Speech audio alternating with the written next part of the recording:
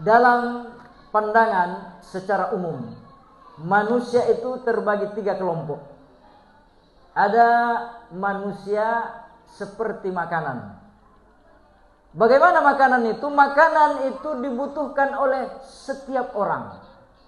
Ada manusia yang kelasnya seperti makanan, selalu dibutuhkan orang lain. Ada juga manusia kelasnya seperti obat. Bagaimana obat itu? Dia dibutuhkan pada waktu-waktu tertentu. Ada juga manusia yang paling buruk, kelas 3, adalah manusia seperti penyakit. Bagaimana penyakit? Dibenci dan dijauhi orang. Abu Yazid Al-Bustami mengatakan, al-istiqamatu khairum min alfi karamah. Istiqamah dalam menjalankan perintah Allah dan menjauhi larangan Allah itu lebih mulia daripada 1000 karamah. Apa istimewanya orang bisa berjalan di air, ikan juga bisa berenang di dalam air? Apa istimewanya orang bisa terbang di udara, burung pun bisa terbang di udara? Yang istimewa ketika engkau mampu istiqamah, beribadah, mendekatkan dirimu kepada Allah di bulan Ramadan, dan engkau mampu menjalankan itu di luar bulan Ramadan. Allahu Akbar, Allahu Akbar, walillahil hamd. Wa zayyana lahumus syaitanu a'malahum. Syaitan itu pintar menghiasi perbuatan-perbuatan kita. Yang buruk kelihatannya menjadi baik, yang baik kelihatannya menjadi buruk. Bagaimana perangkap iblis? Iblis berjumpa dengan salah seorang anak Adam. Dia berkata, wahai anak Adam, tahukah kamu kenapa saya diusir dari surga? Lantas anak Adam ini berkata, engkau diusir dari surga karena engkau sombong di hadapan Allah Subhanahu wa ta'ala.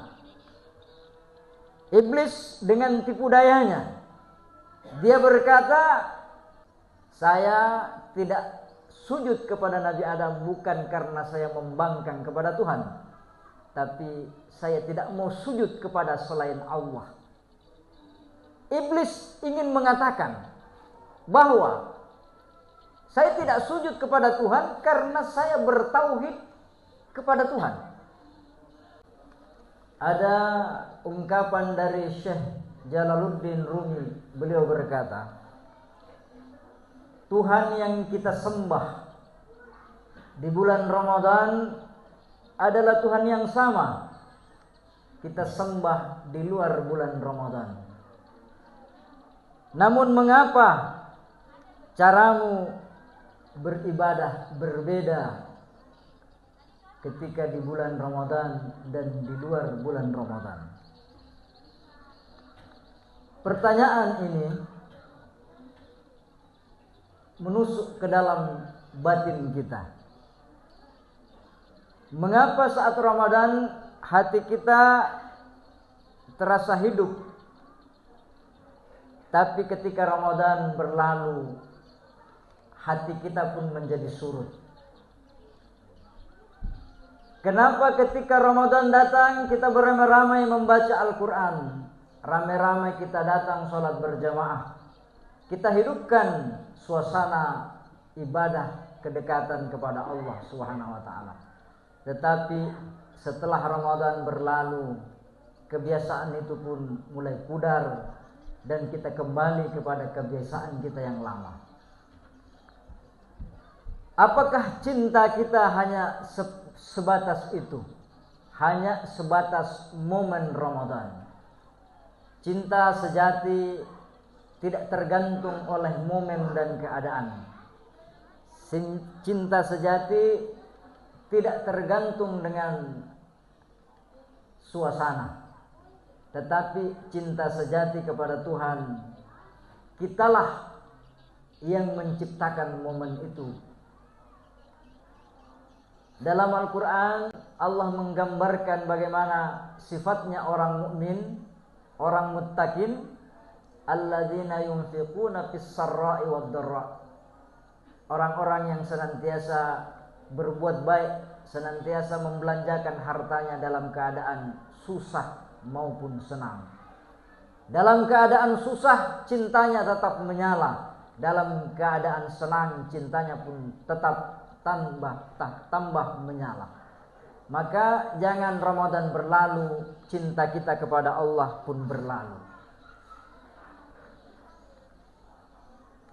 Abu Yazid Al-Bustami mengatakan, al-istiqamatu khairum min alfi karamah.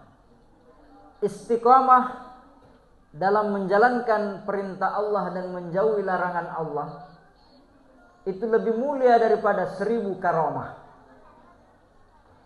Apa istimewanya orang bisa berjalan di air, ikan juga bisa berenang di dalam air? Apa istimewanya orang bisa terbang di udara, burung pun bisa terbang di udara? Yang istimewa ketika engkau mampu istiqamah beribadah, mendekatkan dirimu kepada Allah di bulan Ramadan, dan engkau mampu menjalankan itu di luar bulan Ramadan. Allahu Akbar, Allahu Akbar, walillahil hamd.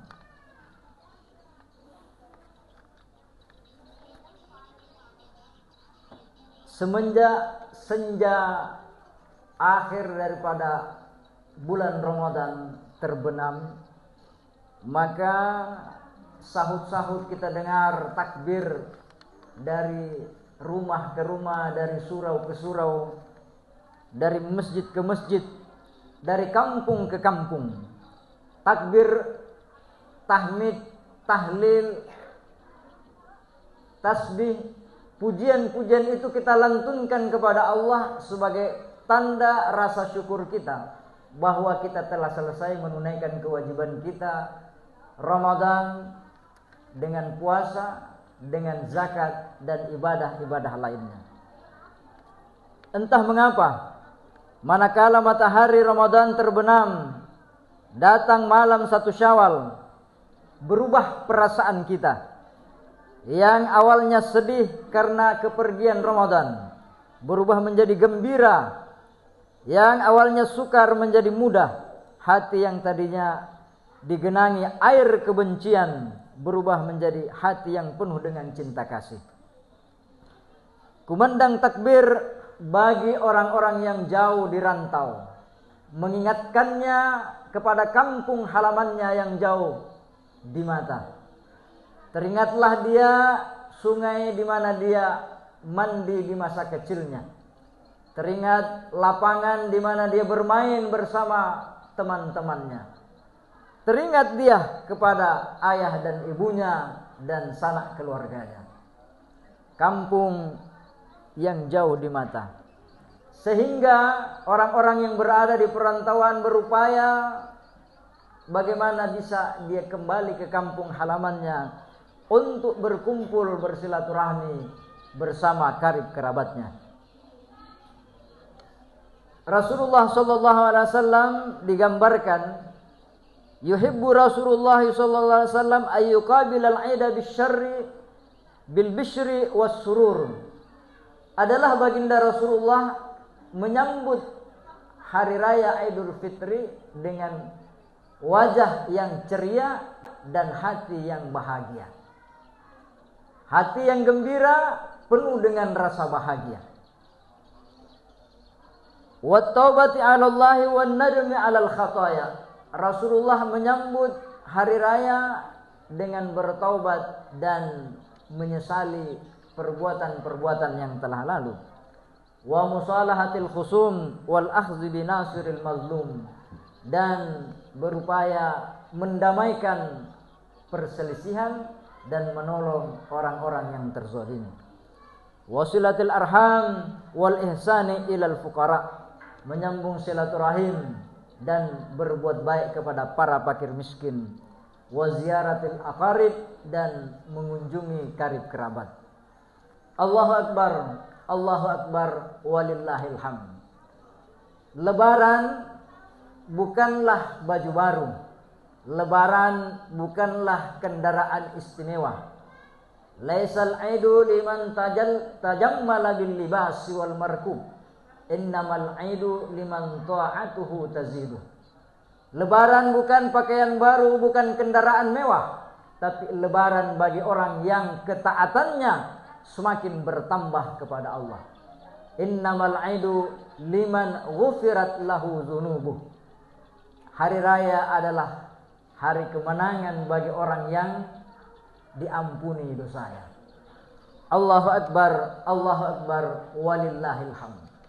Hari raya selalu dinyatakan dengan hari kemenangan. Karena orang mengartikan bahwa Al-Faizin itu hari kemenangan. Sebenarnya arti yang paling pas daripada Al-Faizin adalah orang yang diampuni dosanya dan masuk surga. Maka kemenangan kita bukanlah kemenangan akhir dari segalanya. Kita telah berhasil berjuang menundukkan hawa nafsu kita, menahan lapar dan haus. Kita telah berhasil mengalahkan godaan-godaan setan. Kita mengisi malam-malam Ramadan dengan tadarus, dengan tarwih dan ibadah-ibadah lainnya. Tetapi perjuangan melawan setan tidak berhenti sampai di sini, karena perjuangan kita sampai akhir hayat kita. Maka Al-Faizin itu sesuai firman Allah, "Faman zuhziha 'anil nari wa udkhilal jannata faqad faz." Maka barang siapa yang dibebaskan dari siksa api neraka dan dimasukkan ke dalam surga, maka sungguh dia adalah orang yang faz, orang yang beruntung. Dalam ayat yang lain Allah mengatakan makna faz itu, "Wa may yuti'illaha wa rasulahu faqad faza fawzan 'azima." Siapa yang taat kepada Allah dan Rasulnya, maka sungguh dia beruntung dengan keberuntungan yang teramat besar. Iblis sebagai musuh manusia, dia tidak pernah berhenti berupaya menggoda dan menggelincirkan kita. Maka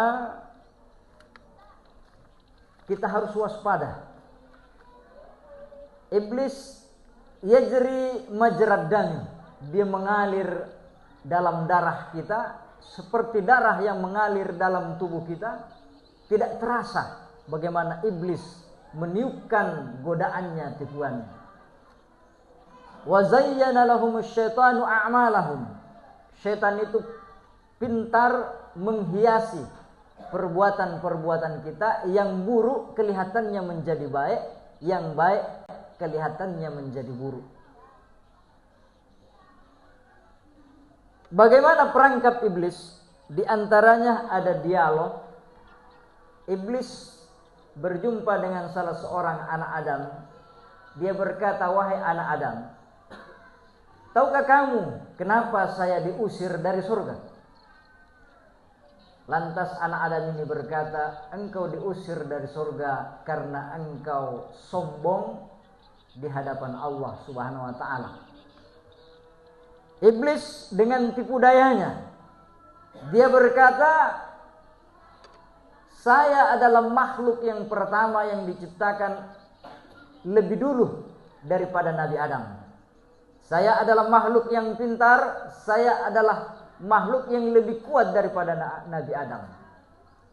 Saya tidak sujud kepada Nabi Adam bukan karena saya membangkang kepada Tuhan, tapi saya tidak mau sujud kepada selain Allah."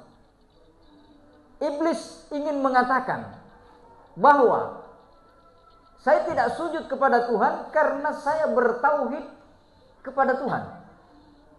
Begitulah di antara cara iblis menggelincirkan kita. Kadang kita merasa ego. Ketika kita diajar oleh seseorang, kita merasa lebih tahu daripada orang itu.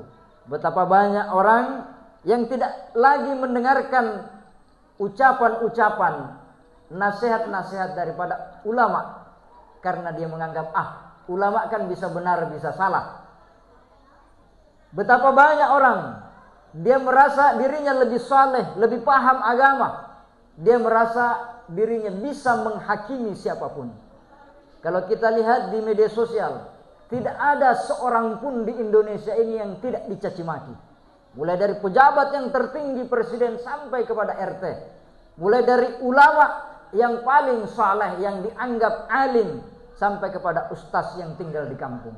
Tidak ada yang lepas dari cacian makian oleh masyarakat yang merasa dirinya berhak untuk menghakimi siapa saja. Demikianlah syaitan, zayyana lahum syaitanu a'malahum. Syaitan menghiasi sesuatu yang buruk menjadi kelihatannya baik, yang baik kelihatannya menjadi buruk. Allahu akbar, Allahu akbar, walillahil hamd. Oleh karena itu jamaah, ayat yang sama dimuliakan oleh Allah. Ibadah bukanlah sekedar ibadah zahir. Ibadah ada namanya batinnya setiap ibadah. Syekh Ibnu Athaillah As-Sakandari berkata, al-a'malu suwarun qa'imatun wa arwahuha wujudu sirril ikhlasi fiha. Amal itu seperti kerangka yang tegak. Adapun jiwanya, ruhnya adalah keikhlasan yang ada dalam diri hamba itu.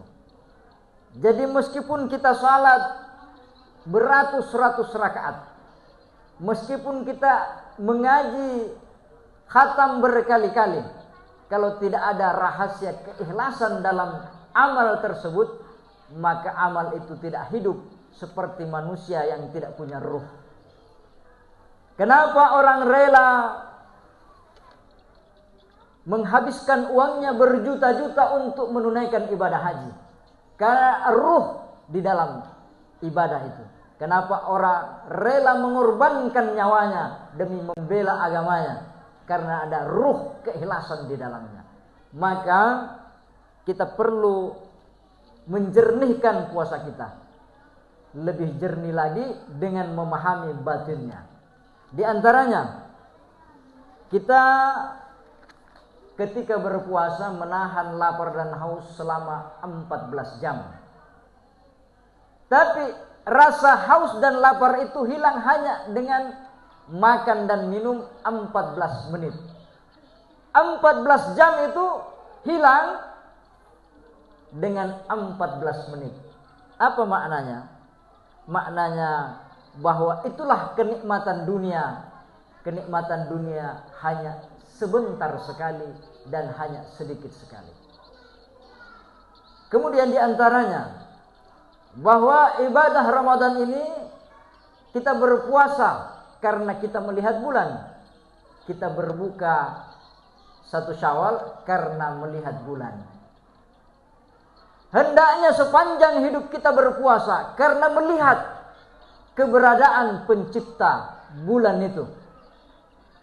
Karena hati kita menyaksikan bagaimana Tuhan mengatur peredaran siang dan malam, pergantian matahari dan rembulan. Dan kita akan berbuka kapan? Ketika kita berjumpa Sang Pencipta bulan. Maka sepanjang hidup kita berpuasa dalam artian kita menahan dari godaan-godaan untuk melanggar larangan Allah. Kita menahan untuk senantiasa sabar dan syukur dalam ketaatan. Allahu Akbar, Allahu Akbar, walillahil hamd. Dalam pandangan secara umum, manusia itu terbagi 3 kelompok. Ada manusia seperti makanan. Bagaimana makanan itu? Makanan itu dibutuhkan oleh setiap orang. Ada manusia yang kelasnya seperti makanan, selalu dibutuhkan orang lain. Ada juga manusia kelasnya seperti obat. Bagaimana obat itu? Dia dibutuhkan pada waktu-waktu tertentu. Ada juga manusia yang paling buruk, kelas 3, adalah manusia seperti penyakit. Bagaimana penyakit? Dibenci dan dijauhi orang. Nah, Ramadan ini mengajarkan kepada kita mau jadi manusia yang kelas seperti makanan yang dibutuhkan orang, atau kita menjadi obat yang sangat dibutuhkan pada waktu-waktu tertentu, atau kita hanya menjadi manusia sampah yang orang menjauh dan membencinya.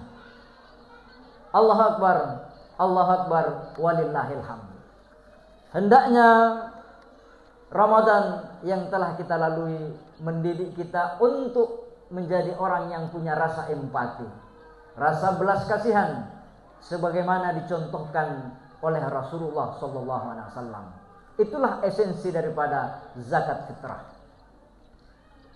Ada seorang sahabat Rasulullah SAW yang tinggal di Madinah yang dihina dan diremehkan oleh semua penduduk Madinah. Sahabat ini bernama Julaibib. Julaibib ini adalah budak hitam dan dia tidak dikenal siapa bapaknya, tidak dikenal siapa ibunya. Sehingga Julaibib ini diberi nama Julaibib, artinya orang yang kecil dan hina. Maknanya Julaibib, saking dia tidak dihargainya, diberi nama si kecil dan hina. Tetapi meskipun seluruh penduduk Madinah tidak menghargainya, bahkan sahabat Nabi meremehkannya, tapi Nabi sangat-sangat menyayangi Julaibib radhiyallahu anhu. Suatu ketika Rasulullah berjumpa dengan Julaibib. Rasulullah berkata, "Wahai Julaibib, apakah engkau tidak punya keinginan untuk menikah?" Apa jawaban Julaibib?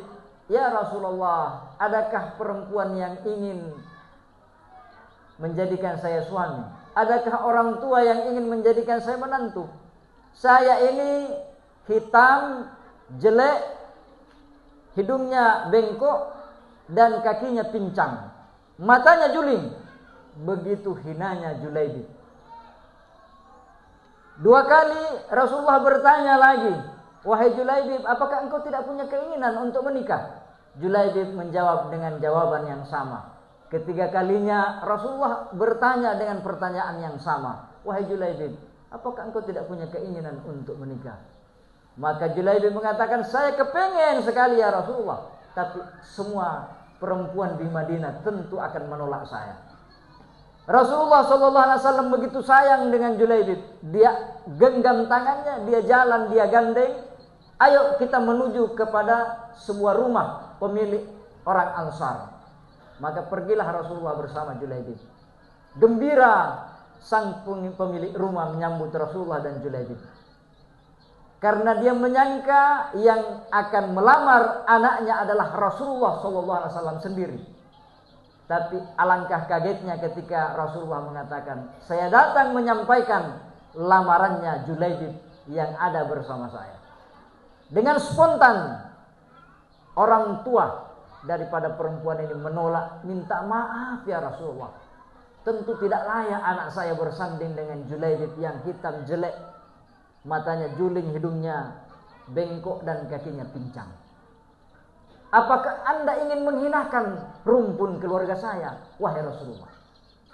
Tetapi apa yang terjadi ketika orang tuanya menolak mentah-mentah, keluarlah putrinya berkata, "Ya Rasulullah, saya menerima lamaranmu yang engkau bawakan atas nama Julaibib. Saya tidak berani menolak permintaan Rasulullah sallallahu alaihi wasallam." Singkat cerita, Julaibib pun dinikahkan oleh Rasulullah, meskipun dengan berat hati daripada orang tua mempelai perempuan. 3 hari menjelang setelah pernikahannya, ada perang yang menyongsong Rasulullah SAW. Julaibib meskipun baru 3 hari menikah, terpanggil jiwanya, dia berangkat ke medan perang bersama Rasulullah SAW tanpa kenal menyerah. Julaibib maju di medan perang dan dia syahid, gugur di medan perang. Setelah perang usai, sahabat gembira karena kemenangan telah di tangan Rasulullah dan para sahabat. Tapi Rasulullah melihat, dia merasa kehilangan. Ada seseorang yang tidak ada dalam pandangan matanya. Dia cari dari arah ke arah, dari tempat ke tempat, dia tidak melihat Julaibib. Maka Rasulullah berkata kepada para sahabatnya, "Saya kehilangan seseorang. Apakah kalian tidak kehilangan seseorang?" Sahabat ini merasa, "Kami baik-baik saja." ketika Rasulullah mengatakan aina Julaibib, di mana Julaibib? Barulah sahabat merasa bahwa oh ternyata Julaibib tidak ada bersama mereka. Begitu tidak pentingnya Julaibib di hati mereka. Maka dicari jenazah Julaibib, didapatkanlah tubuhnya banyak luka. Tidak ada sabetan pedang atau luka panah yang ada di belakangnya. Artinya Julaibib tidak lari dari medan perang, dia mati menghadapi musuh. Maka Rasulullah merangkul jenazah Julaibib, dia cium keningnya, kemudian dikuburkanlah. Ketika penguburan, seorang sahabat turun di liang lahatnya. Rasulullah menggendong jenazah Julaibib dan dia turun dengan dirinya sendiri dan dia berkata, Julaibib, engkau adalah bagian dariku dan aku adalah bagian darimu.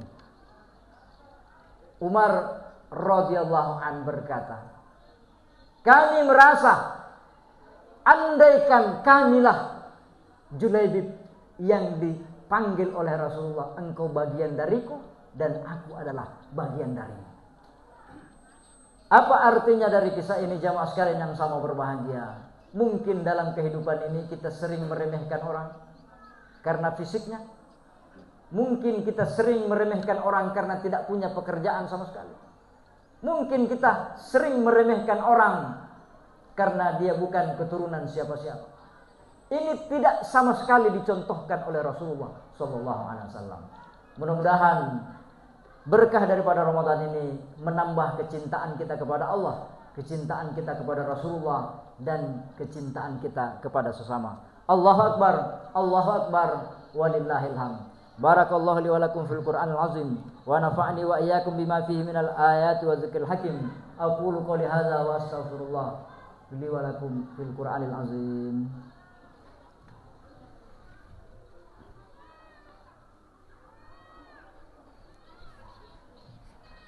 Alhamdulillah, hamdan na'imin, hamdan syakirin, hamdan yuwafi ni'amahu wa yukafi mazidah kama yanbaghi li jalali wajhika wa li 'azimi sultanik. Asyhadu an la ilaha illallah wahdahu la syarika lah wa asyhadu anna sayyidana wa maulana Muhammadin sallallahu alaihi wasallam. Amma ba'd.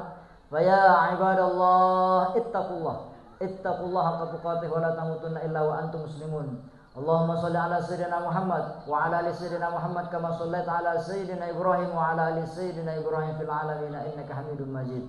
Allahumma ighfir lil mu'minina wal mu'minat wal muslimina wal muslimat al ahya'i minhum wal amwat innaka sami'un qaribun mujibud da'wat wa qadil hajat.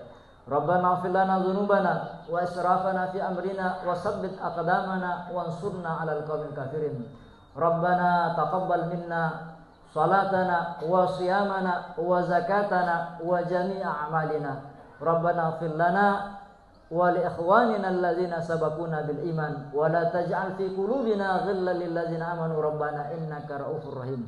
Rabbana atina fid dunya hasanah wa fil akhirati hasanatan wa qina azabannar. Ibadallah, innallaha ya'muru bil 'adli wal ihsani wa ita'i dzil qurba wa yanha 'anil fahsya'i wal munkar wa la dzikrullahi akbar wallahu ya'lamu ma tasna'un.